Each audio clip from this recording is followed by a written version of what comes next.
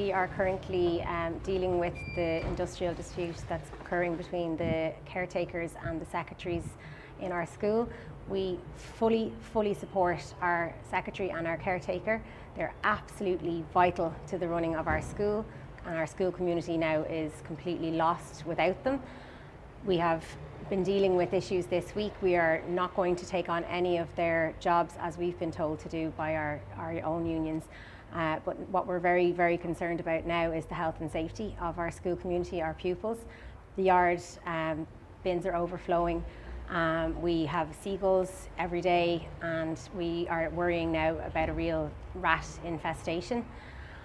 I just really hope that maybe some resolution is coming sooner rather than later. I don't think the schools can go on like this.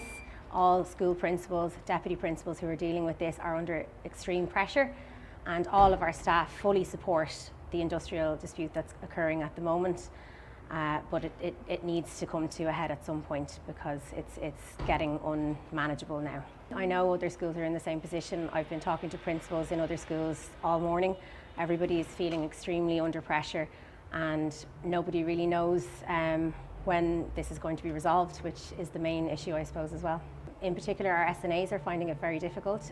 They're obviously a member of the same organisation, Forsa. They've been contacting Forsa and asking, are they supposed to go out? Are they not? They're crossing the picket line. We all want to support our school secretary, our school caretaker. They are the beating heart of the school. They're so involved in our school, and yeah, it's very difficult for everybody.